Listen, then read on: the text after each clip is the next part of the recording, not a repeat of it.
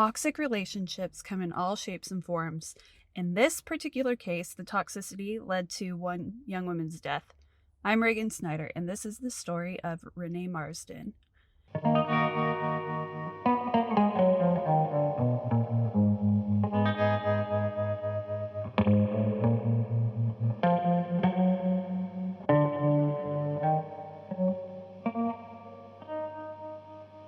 In 2011, Renae Marsden was a bubbly young woman living in Australia with her mom and her stepdad. When Renae was 2 years old, her mom, Teresa, had split from her biological dad, and she remarried a guy named Mark and had 3 more kids with him. And Renae was really, really close with her mom. She told her everything, and she considered Mark to be her real dad. Her bio dad, it sounds like, wasn't in the picture. Mark raised her, and she loved him. That was her dad. Renae was a happy girl with a bright, bubbly personality, and she loved being a big sister. Her family was everything to her. Her motto was even, family comes first, the rest comes after. One year, Renae even surprised her mom with a tattoo in her honor for Mother's Day. It was on her rib cage, and it said, "Life is beautiful because of you." Renae was a relationship girl. She had been in a relationship with a guy named Angus, but in 2011, she broke up with him, and Renae's best friend Camilla wanted to ease the transition, I guess. She broke up with him. I don't know how heartbroken she was, but Camilla was there. That was her best friend, and she thought that she would play matchmaker for Renae. Camilla had dated this guy in the past named Braden Spiteri, but she felt that they were better off as friends, and she thought that he and Renae would be a really good match. And so she showed Renae a picture of him, and Renae liked what she saw. He was 24 years old. He was clean cut. He was muscular. He had dark hair, and he came from a wealthy family. His dad owned a successful construction business that specialized in high-rise buildings, and Braden was in the process of taking the business over. So he's got his whole future set up for him. And Renae is like, I'm into this. So Camilla gave Braden's number to Renae, and they started texting back and forth. And as they got to know each other, Renae learned that Braden had the same long-term goals to get married and start a family as she did. Okay, check, check, check. Check, check, check. All the green flags, all green flags. So their texting relationship took off like a rocket. They texted incessantly. Things seemed to be going well, but then they hit an inevitable bump in the road. I had to repronounce inevitable like 7 times before I got that right. I can't talk, and so I don't know why I have a podcast, but here we are. Anyway, back to the bump in the road. Before Braden had met Renae, he got into a little bit of a situation. He'd been involved in a motorcycle accident, and it had resulted in the death of his best friend. He ended up being convicted of manslaughter, and he was sentenced to 2 years in prison. And by this point, Renae and Braden were still just doing the texting thing. They hadn't met in person yet by this point. This whole going to prison thing was putting a big wrinkle in their relationship plans, but Braden reassured her and reminded her that he would be out by her 21st birthday and they could continue their relationship full-fledged when he was out. It's all good. Braden had taken a deal to forego visitation in exchange for a lighter sentence, so he and Renae would not be able to meet face-to-face anytime soon. But with the help of his attorney, he snuck a mobile phone into his cell, and their relationship continued via text like it always had.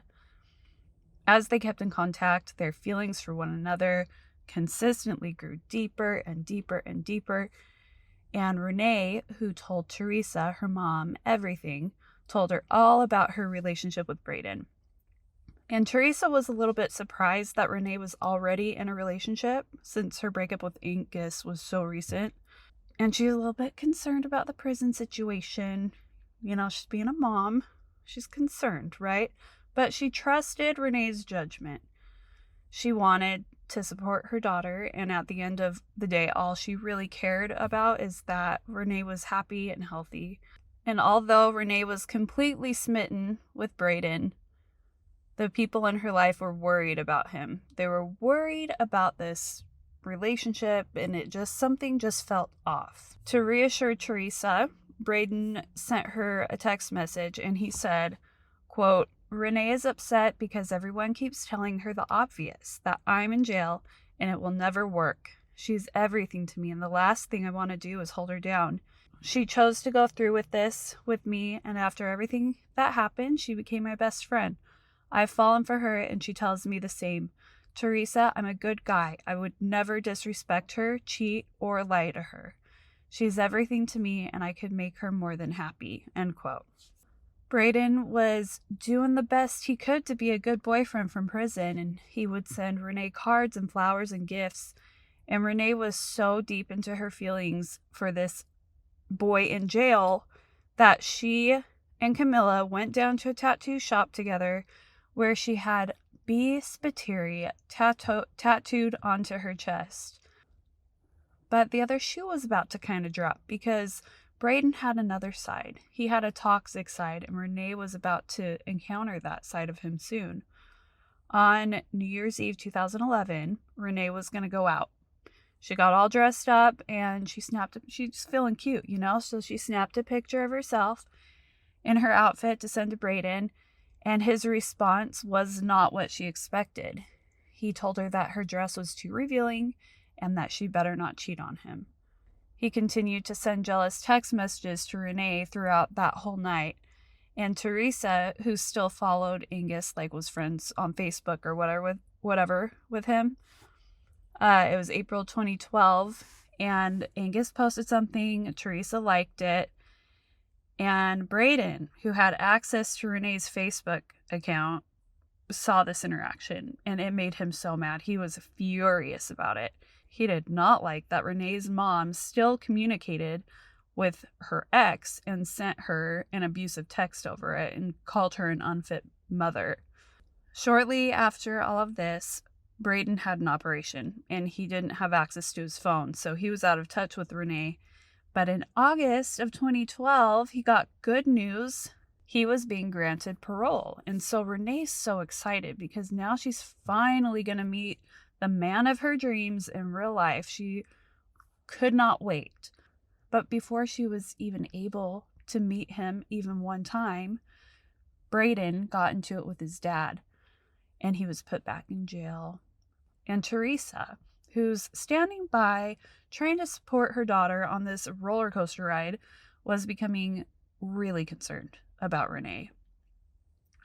And so she took it upon herself and decided to reach out to Braden and ask him to stop contact with Renae, just at least until he was free. And by some miracle, Braden actually agreed to this. And so he reluctantly tells Renae to move on with her life and that they could pick up their relationship once he was out of jail. And so Renae's sad, but she's trying to respect Braden's wishes, I guess. So she agrees, and she's just really sad about it. Then she starts a new relationship with one of her coworkers. It's a guy named Ian, and Ian was 12 years older than her. He treated her really well. They seemed to be pretty good together, but this did not go over well with Braden when he caught wind of the relationship. He got a hold of Ian's number and would text him and warn him to stay away from Renae, but Ian's like, whatever, dude. And he just kept on dating Renae. By December 2012, Ian and Renae were still together, but Renae, she was continuing contact with Braden. And Ian obviously wasn't thrilled about this, but he's like, you know what? I'm just going to accept it for what it is and move forward with Renae. He kept being in a relationship with her. They continued their relationship. But Braden seemed to be keeping really close tabs on them. Ian and Renae had a Christmas event for work one night, and after that, they had plans to go to a casino. And Braden somehow knew about this, and he texted Ian, warning him that he would be watching him at the casino. Amidst all the Braden drama, Ian stuck around for Renae, and by January of 2013, they were engaged. But despite this, Renae was still in contact with Braden. Braden continued to harass Ian with threatening texts, telling him that he intended to marry Renae.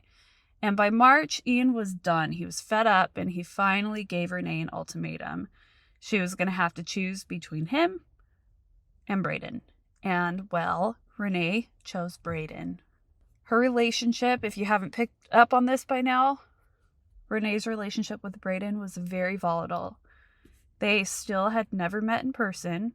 All Renae knew of him were a few selfies, like not even a bunch, just a few, and words on a screen. And he would send gifts to her, but all of it was getting old because she wanted to meet him. She needed to find a way to feel closer to him. She ended an actual engagement because of him. She knew that since he'd been in prison, all of his stuff was locked up in a storage unit, so she got the idea to have him give his key to her to the storage unit so that she can go pick something and just hold on to it and feel closer to him. And he was like, no. He was adamant that he wouldn't allow that. And instead of just leaving it at a weird no, he accused her of being materialistic. Okay, Mr. Moneybags. Around this time, Braden started to have issues with his phone. And because this was her lifeline to him, Renae wanted to get in touch with his lawyer so that she could get a new phone to Braden. But when she asked for the lawyer's information, Braden's like, well, I don't know where he works. And Renee's like, what? That's weird. How do you not know where your attorney works? So she questioned him about it, and all the questions just made him mad. And Renae was at a standstill at this point in her life. She'd been considering going to Sydney University to study forensic science, but her whole future was in Braden's hands. Before she made any decisions, she wanted to know what Braden's plans were and what his release date would be. And so him getting mad at her for questioning him pissed her off, and she told him that she was done. She'd had it with him. And so Braden starts to backpedal, and he's texting her all the sweet nothings to draw her back in. And she's like, unless you change your behavior, I'm done with this relationship. And so in response to this, Braden was like, please just stop questioning me. Have faith in me. I love you. Just trust me, okay? May 2013 rolled around, and they're talking about marriage now. They even had their honeymoon destination picked out. They were going to get married, and they were going to go honeymoon in Greece. Renae had started a new job for a logistics company as their receptionist. But of course, Braden, her jealous boyfriend, was jealous of the time that she spent with her coworkers. And at one point, he did catch her in a lie, but it wasn't a big one. She was at the gym. She told him that she was at home. And when he called her out on it and told her that he knew because he had a tracking device installed onto her phone, it led, of course, to this huge blowout. So Renae apologized, but the argument just went on and on for days until Renae got to the point that she didn't even want to marry him anymore. And so now it's Braden who's apologetic, and she told him that she would only change her mind if he made a list of changes to behaviors that she didn't like in him. And he agreed to do this as long as she didn't spend any time alone with her male coworkers. And so that's their deal. In June, things smoothed over. The relationship was back to, sending obsessive, lovey text messages to each other. And Braden's parole hearing was coming up. And he told her that he wouldn't have access to his phone for a month leading up to this. And so they were going to have to spend a little time apart. And during this time apart, Renae was, of course, in her head about him. And she decided to write her intense feelings out in a letter for him. In part, it said, quote, "This time away has made me realize we argue over stupid things too often, and it's pointless. I love you beyond words, and I'll never let you go. I can't be without you. Baby, you're my rock, my hero, my everything, and I'll love and cherish you all the days of our lives together. I can't wait to be your wife and to give you the happiness you deserve." End quote. She wasn't sure when he'd have his phone back again, but she texted him every day, hoping that she would get a reply back. It was now July 2013, and not being able to talk to Braden was starting to take its toll on Renae. And so she confided her feelings in her coworker Joseph, and the two of them arranged to have lunch together that day. And when lunchtime rolled around, they walked to a nearby coffee shop, and on their way, Renae got a text, and it was from Braden. But it wasn't what she was expecting to hear from him. He said that he thought they needed a break, and Renae started crying on the spot. She was so upset that she just had to go home. She couldn't even go back to work. She had sent a bunch of messages back, but Braden didn't reply. And when she got home, her mom was there. And as she made her way to her bedroom to be alone, she told her mom everything's fine, but Teresa knew something was up. August 5th of that year, just a couple weeks later, Teresa gets a text from Braden, and he's saying that Renae was threatening suicide. And Teresa asked him why a young woman would want to kill herself, and Braden just accused her of neglecting Renae when she needed help the most. So Teresa went to Renae's room to talk to her, and she asked her if there was any reason she should be concerned. And Renae told her that it was over with Braden, but she would be fine, and that Teresa did not need to be concerned. Later on, when Teresa came back to check on her, Renae was getting ready to go out to dinner with her work friends, and she seemed to be in good spirits, and so Teresa felt good enough to leave her and take the younger kids to their swim lesson. But while she's at the swim lesson, Teresa gets this really concerning text from Renae. It said, quote, "I love you so much. I'm sorry for everything and the pain I will now cause you, but I'll be okay. I'll still be here. When you need me, just call my name and I'll be there. You're the most amazing person and mother ever, and my very best friend. I wasn't happy, and I need you to understand it's okay. Don't let this ruin everything else that you need to take care of. I need you to be strong for me. I love you, Mama. I always will, and I'll be waiting when you come." Teresa tried to call her immediately, but Renae wouldn't answer the phone. So with really nothing she could do at this point, she called the police. Teresa called the police. Police showed up at the house, and they put an alert on Renae's red Mazda and to be on the lookout.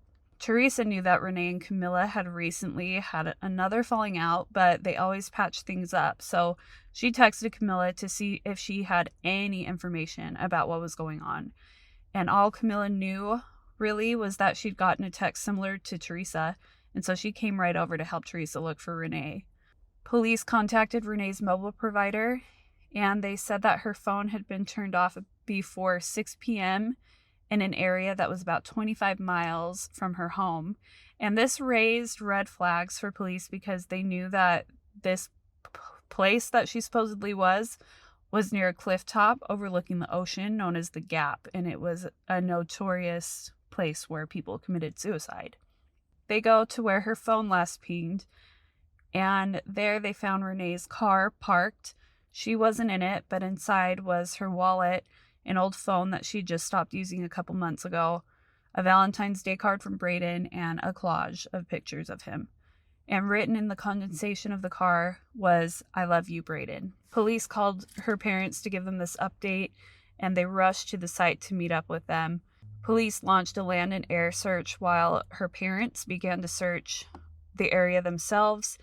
And the next morning, Teresa found the shoes that Renae had been wearing the night before when she went in to check on her. And she was like, "I'm going to go to dinner with work friends."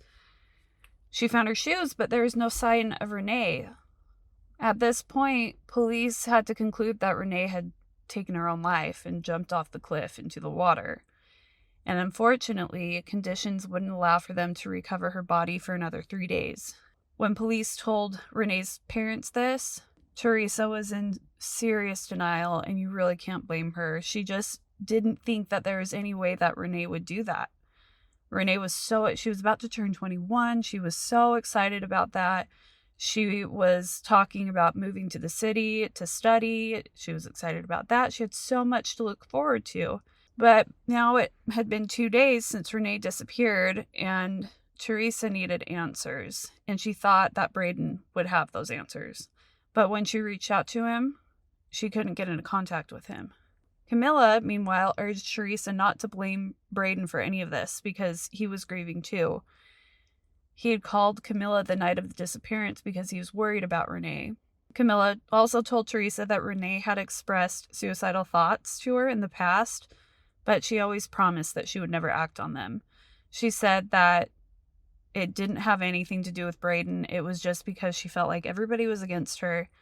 So police continue to investigate what happened to Renae, and they're like, we need to get in touch with Braden. He probably has so many clues and answers to things. And so they're just very interested in the role he played in all of this. Phone records from the day that Renae went missing showed that she continued contact with Braden even after she told her mom that they were done. She had, just that day, August 5th, she had exchanged 91 texts with him. Before her phone had shut off around 6 p.m., Renae had sent Braden a series of messages that went with no response.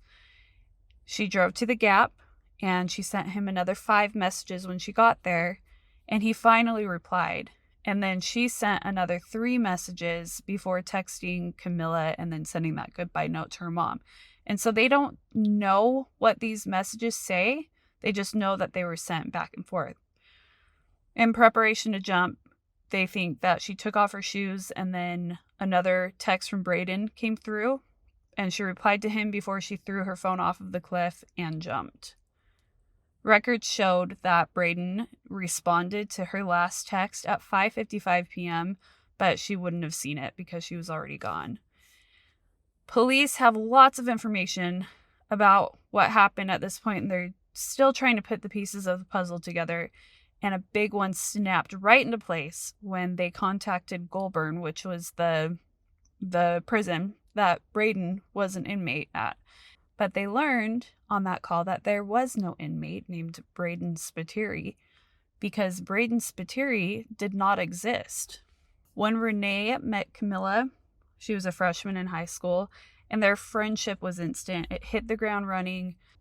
It was kind of just an intense friendship. And Renae's parents noticed a shift in her behavior the more she hung out with Camilla, and it wasn't a good shift. She became more withdrawn. She was eager to please Camilla. Camilla didn't like Renae's boyfriend at the time, and so she broke up with him.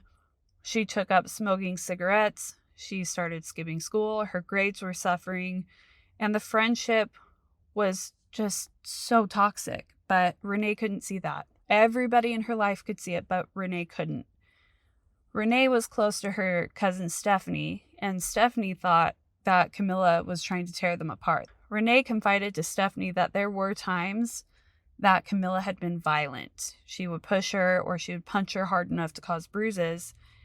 And she would also call Renae incessantly. Stephanie remembers being with Renae one time when Camilla called her 16 times in a row. So Stephanie is trying to talk some sense into Renae about this, but despite this, her friendship with Camilla continued. Nobody could say anything. She just kept being in this weird, toxic friendship with Camilla.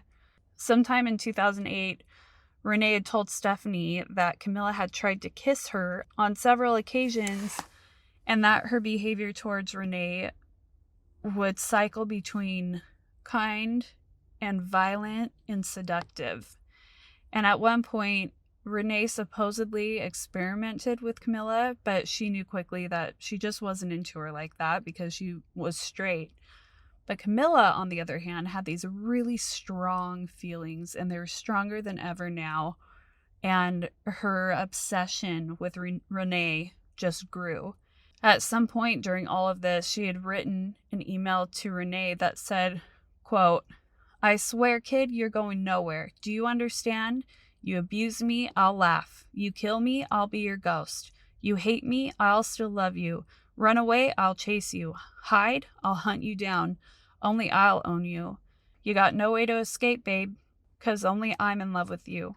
Only I'll own you, and only I'll have you forever." End quote. Teresa had found love letters like these from Camilla in Renae's bedroom, and when she asked Renae about it, Renae told her everything that had been going on. So Teresa and Mark set up a meeting with the school and with Camilla's parents to try to end the friendship and figure out what they could do to just end this friendship. It's obviously very toxic, but nothing changed, and the friendship continued. Camilla had even given Renae a cell phone so that she could contact her. But by 2009, Renae was getting really tired of Camilla's toxic behavior. When she enrolled in cosmetology school, Camilla enrolled at the same one. And at this point, Renae confided in Stephanie that she was scared of Camilla and she didn't know what to do. In 2010, Renae started dating Angus and she tried to distance herself from Camilla, but Camilla would just show up everywhere. She would show up at Renae's work.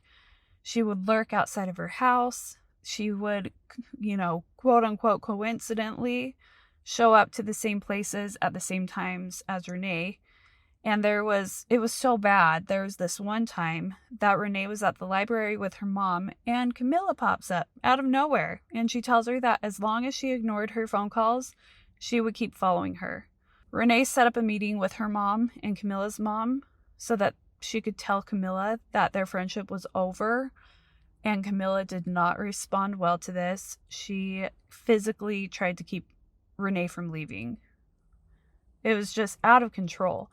She continued to contact Renae. She even called her 54 times in one night. And Renae was trying her best to ignore her, but by August 2011, she caved into all of these efforts and continued her friendship with Camilla. But Camilla's obsession was strong, and she didn't like that Renae was dating Angus.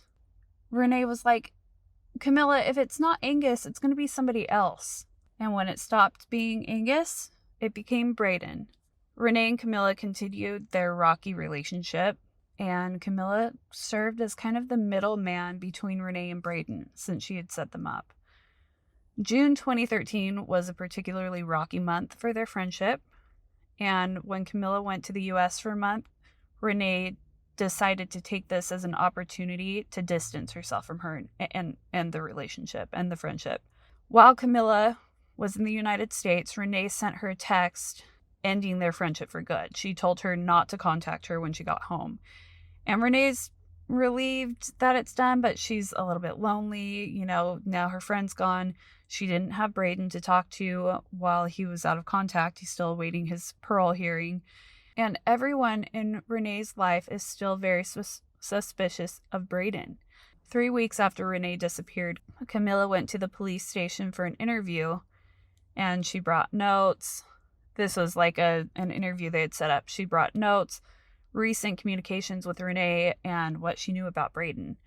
She told police that she had met Braden 7 years earlier at a place called the Brewery. And at some point in the interview, police suggested that Camilla was Braden, but she denied this. She played the victim, and she expressed that she just felt like everyone was against her. For 3 months, police tried to get into the phone that they had found in Renae's car, her old one, that she stopped using a couple months prior, and they couldn't get into it. So they returned it to the family, and Renae's 13-year-old brother was like, wait a second, I think I might know a way in. And there was some app is like $100 to get. So her parents, whip out their credit cards. They're just trying to get information on what happened to Renae and hopes for the best. And it worked. Whatever the app did unlocked Renae's phone. And there were lots and lots of messages between her and Braden and her and Camilla. Unfortunately, they were all scrambled. So her dad got to work trying to piece them together. And as he unscrambled these messages, he started to notice a pattern in the timestamps. Renae never received messages from Camilla and Braden at the same time. In early 2012, when Braden was out of contact during that whatever operation he had, Camilla was away on holiday. When Braden was out of touch pending his parole hearing, Camilla was in the United States. A month after Camilla's interview at the station, police showed up to her house with a search warrant, and they seized 3 phones, a torn-up letter in the trash from Braden to Renae, and a letter from Renae to Camilla thanking her for introducing her to Braden. During the search, one of the officers looked at Camilla and just asked her if there's anything that she needs to tell them, and that's when she broke. She admitted that Braden didn't exist and that it was her who had been texting Renae pretending to be him. And like I said earlier, there were not many photos of Braden through this whole thing. There was one of him and Camilla And then there were a few where his face was cropped out, like, shirtless selfies. Camilla admitted that she didn't know who the guy in the picture was. He was just some guy she met one time at a club. I don't think she even knew his name. In 2019, new technology made it possible to get access to Renae and Braden's full text message history. And it was apparent after reading them that Camilla was the person behind Braden. But because there were no laws against catfishing, police couldn't charge her with anything. Teresa was coming to grips with the fact that Renae had ended her own life, but she was still on the hunt for answers. And among one of her questions was, did Renae know Braden's true identity before she leapt to her death? In February of 2020, Camilla attended an inquest under the condition that she would be granted immunity from prosecution over any evidence she provided. She admitted to posing as Braden to Renae, but she claimed that there was a reason. It was a facade to protect her and Renae's romantic relationship from people's disapproval. But it was clear from the text messages that that wasn't the case at all. In fact, there was no evidence that they were ever even in a romantic relationship. After Camilla had gotten back from the United States, she wanted to exact her revenge on Renae for breaking off their friendship. And so she decided that she would have Braden break Renae's heart. When Camilla was asked what the messages Renae had read just before she died were, she claimed to not remember. She said that she had no idea that Renae had driven to the Gap or that she was even serious about threatening to kill herself. The inquest ended up being 4 days long, and it took the coroner 4 months to sift through everything. The findings were finally handed down on May 20th of 2020, and it was concluded that Camilla was disingenuous at best and that everything she presented was a pack of lies. She wanted Renae for herself, and so she created Braden in order to keep Renae out of relationships. It was likely that Renae never did learn that Braden was actually Camilla, because it's unlikely that Camilla would ever give herself up like that. The Marsden family still has so many questions, but they began to campaign to make catfishing a criminal offense when done with the intention of causing pain and suffering. And it's ongoing. There's a petition. I'll link the petition in the notes. And as for the guy in the picture, who was the guy in the picture? Well, he's a carpenter named Cameron, and he had no recollection of taking that picture with Camilla. He'd never met Renae, and the only reason he found out about this case is because some news articles were published on it, and one of his friends sent one to him. And Cameron obviously truly had nothing to do with Renae's death, but he felt terrible. He felt like he played a part in this. And it got to the point that he was afraid to leave his house because he was worried that people would look at him and think that he did have something to do with it. Cameron decided to reach out to the Marsden family, and initially Teresa was reluctant to meet him. She knew his face. She was afraid it would trigger all these emotions, but ultimately they did meet up, and he bonded with Renae's family. Cameron supports their efforts to make catfishing illegal, and as of 2024, they are still fighting. Thank you so much for being here. If you want more from me, you can check out my YouTube narration channel, The Story of Pod. You can find me on Instagram at The Story of Pod. Send me a message, give me a follow. If you want notifications for the weekly episodes that I put out, you can click the follow button, and I will see you next week.